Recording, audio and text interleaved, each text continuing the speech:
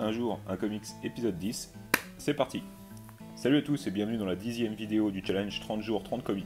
Et aujourd'hui, bah écoutez, on va sortir du lourd, je pense que vous l'avez vu du coup, parce que vous avez vu le titre de la vidéo, petit malin que vous êtes.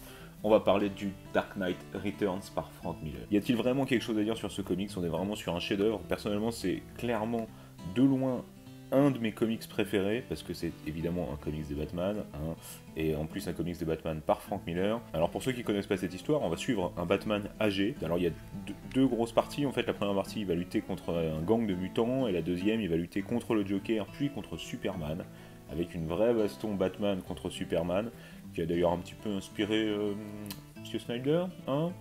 C'est quelque chose d'ultra culte, les dessins sont fabuleux, l'histoire est fabuleuse, les dialogues sont fabuleux, on est vraiment sur un pur chef-d'œuvre. Je pense que là on a affaire à une des 7 merveilles du monde, clairement. C'est vraiment bandant quoi, c'est un truc, on lit ça et on n'en sort pas indemne, clairement.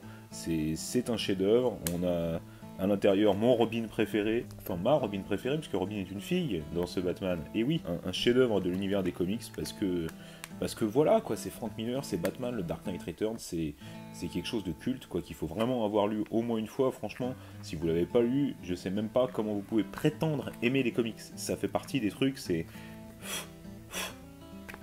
Batman, il est badass, Batman, il fait cracher du sang, quoi, et il y a de la violence, et c'est Frank Miller, et c'est cool, quoi, putain, c'est cool, il faut le lire, les gars. J'en profite pour rappeler que Warner a adapté ce comics en long métrage animé, en 2 parties, et qu'il faut le voir, parce que l'adaptation est vraiment réussie, ne serait-ce que pour la baston Batman contre Superman, je pense que ça vaut le coup de la voir en animé, en plus de la lecture, attention, le visionnage de l'animé n'empêche pas de lire ce comics. Bien au contraire, il faut commencer par le comics parce que c'est quelque chose de culte. Franchement, ne serait-ce que pour sa culture personnelle, je n'envisage même pas qu'on puisse passer à côté de cette histoire. Écoutez, je vous dis à demain pour l'épisode 11 et puis je vous fais des bisous.